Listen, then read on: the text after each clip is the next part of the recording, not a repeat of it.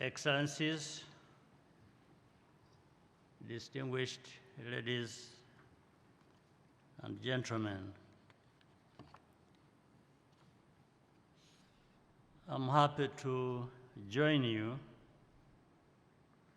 for the second edition of Biashara, Africa. We are very pleased to welcome you all to Rwanda, in particular our special guests,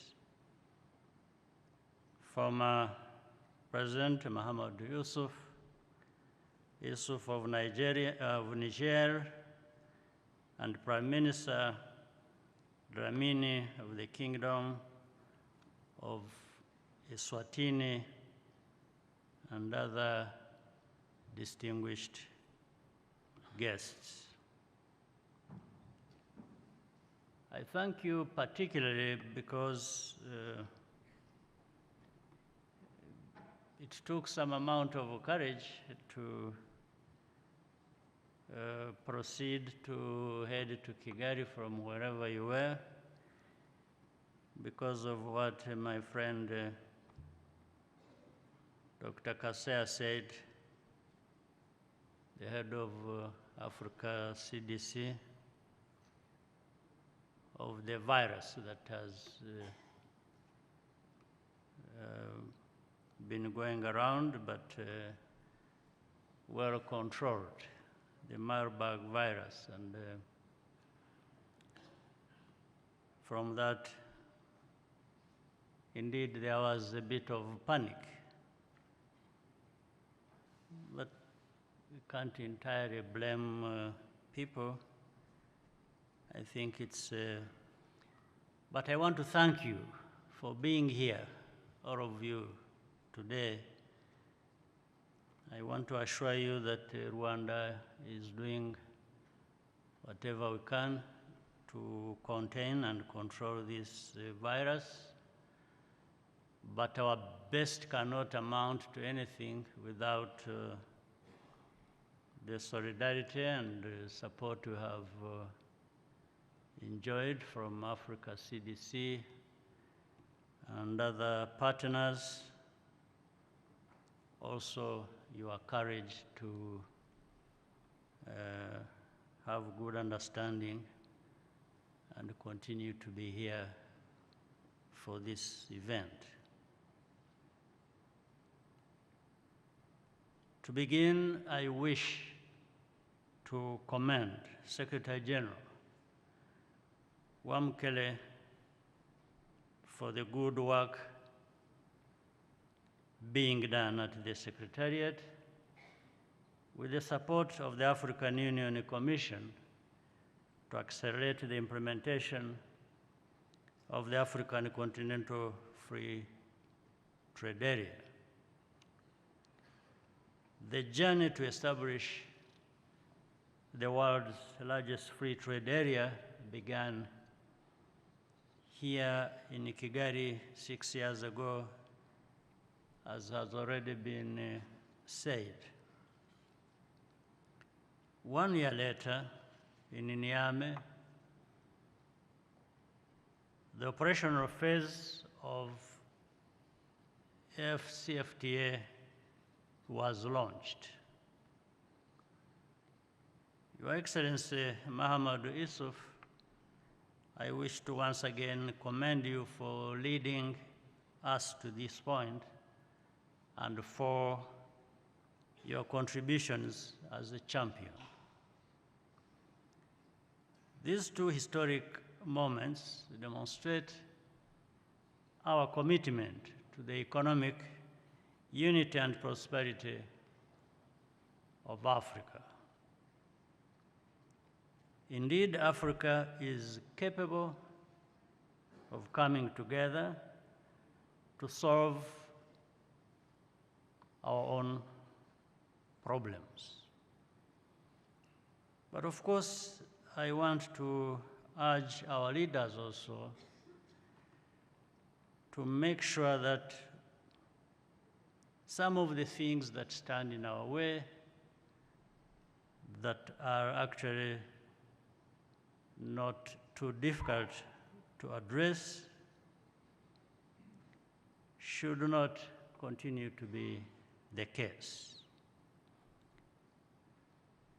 We need to fix our politics, our governance.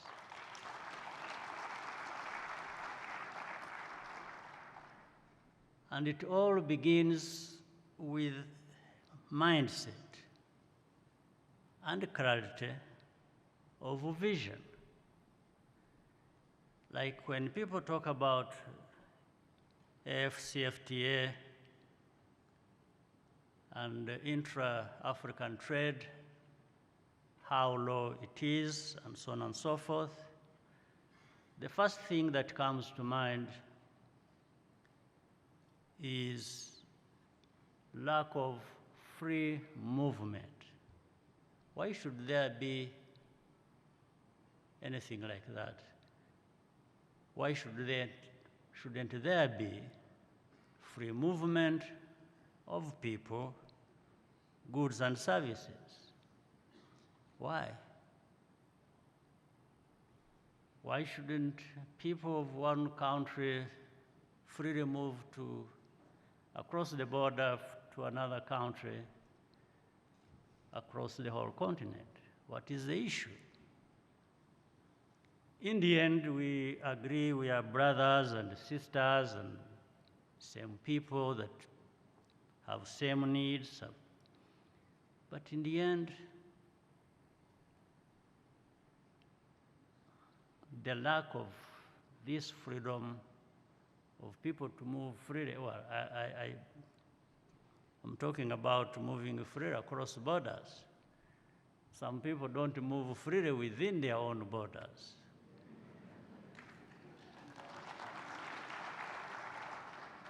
And it really is all about politics that can be fixed, and we must fix it.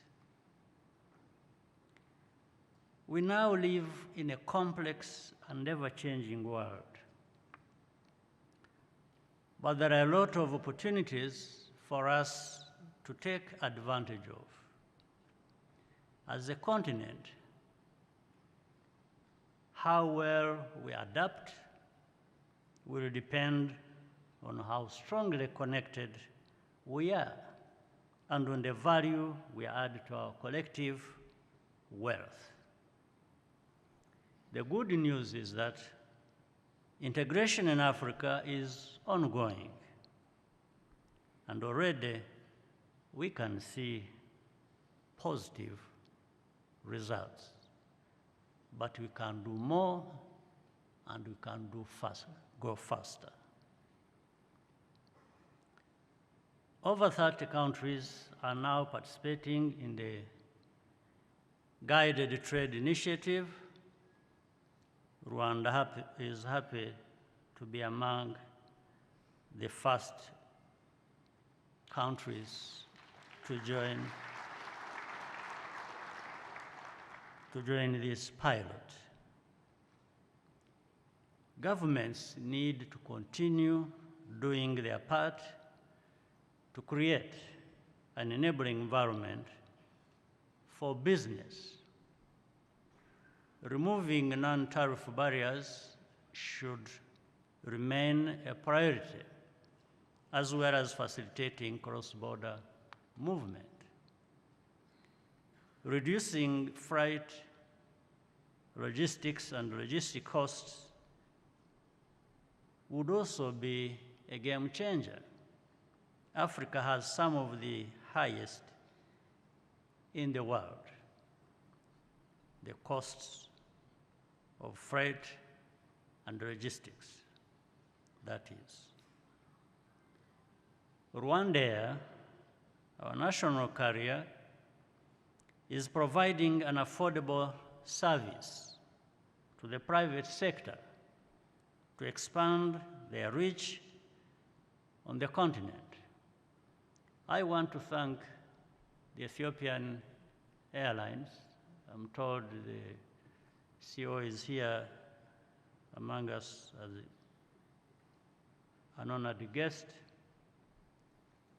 because of what they are doing to connect Africa and beyond, and we need to join them, because even with so much work they are doing, still Africa is begging to be connected. The focus should be on supporting small and medium enterprises.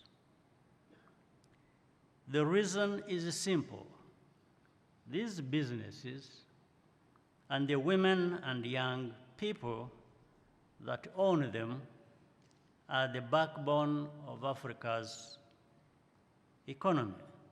But they shouldn't remain small and medium. They need to grow.